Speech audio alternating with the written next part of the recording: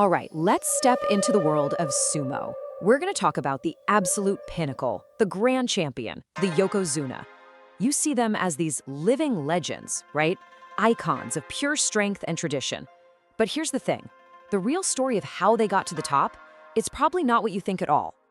So let's just get right to it with a question that kind of flips everything on its head. What if sumo's highest rank wasn't actually a rank to begin with? What if, for most of history, the whole idea of a yokozuna was something completely different? I mean, think about it now. Today, there's no debate, right? The Yokozuna is at the very top. They're the grand champions, almost like demigods on that clay ring, the doyo. Their power feels absolute. Their presence just electrifies the entire stadium. It's the ultimate dream for every single wrestler.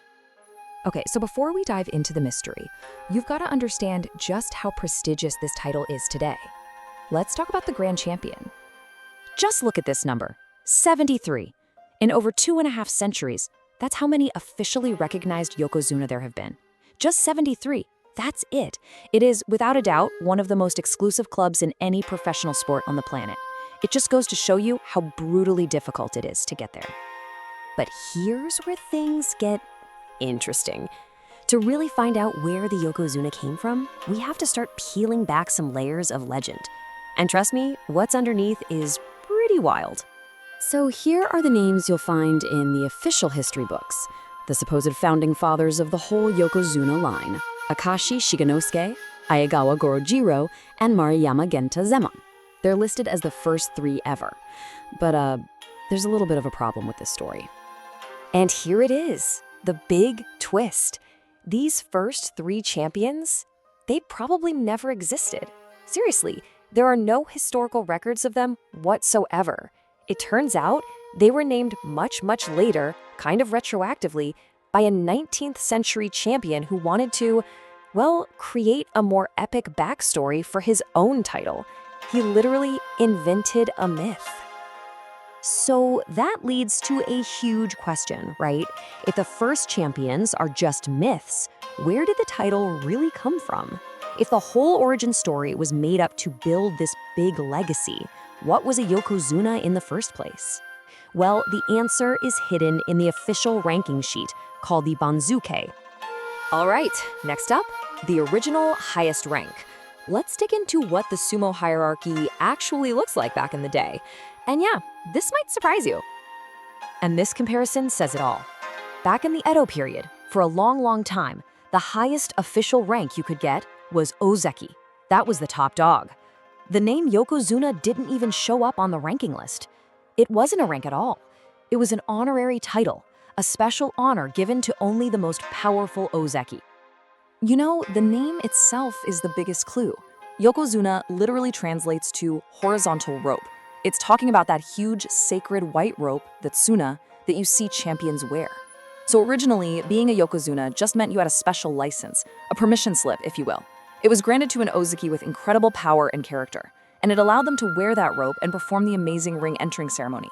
It was a symbol of honor, not a spot on the leaderboard. So the big question is, how did we get from this special honor to it being the undisputed top rank in all of sumo? As you can imagine, it didn't just happen overnight. This was a slow burn, a gradual evolution that took more than 100 years. We can actually map out how this happened. It starts in 1789, when 2 legendary wrestlers, Tanikaze and Onogawa, became the first guys to officially get this Yokozuna license. Then, fast forward about 100 years, and that's when those first 3 mythical champions get retroactively named to create that deep history we talked about. And then comes the game changer, 1890. For the very first time, the word Yokozuna is actually printed on the ranking sheet, right there at the top, above Ozoki. That's when it became official. And really, from that point on, the legend and the reality started to merge into what we see today. And let me tell you, becoming a Yokozuna now it's a monumental task. It's a climb so steep that it breaks almost every single wrestler who tries. It's about so much more than just winning matches. Okay, so how do you do it today? It's basically a 4-step gauntlet. First, you have to make it to Ozeki. That's step 1. Then you typically have to win 2 tournaments back-to-back, which is just an incredible feat on its own. After that, you're judged on your power, yes, but also on something way more important: And if you pass that, you still need a unanimous yes from the Sumo Association's board. And this, right here, this is the secret ingredient, hinkaku. It's a Japanese word that's really hard to translate directly into English. It's this mix of character, dignity, and grace. A Yokozuna can't just be a powerhouse who wins all the time. No, they have to be a moral exemplar, a true role model who embodies the entire spirit of sumo. And you can see how this ties everything back to the title's original meaning, right? It was always about honor, not just winning. So, when you see a Yokozuna step into the ring today, remember you're not just looking at a champion athlete. You're seeing something so much deeper, a living tradition. So what is a Yokozuna really?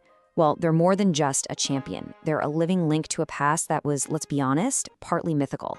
They're a symbol of incredible, immense power, sure, but they're also the embodiment of that hinkaku, that character and dignity. In the end, they are the guardians of sumo's deepest traditions. It all started with a rope and ended up as the ultimate fusion of power and spirit.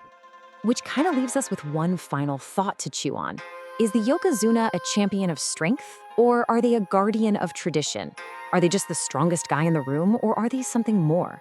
A living bridge connecting today's sport to its sacred and maybe even a little bit mythical past? I think, as we've seen, the answer has to be they're both.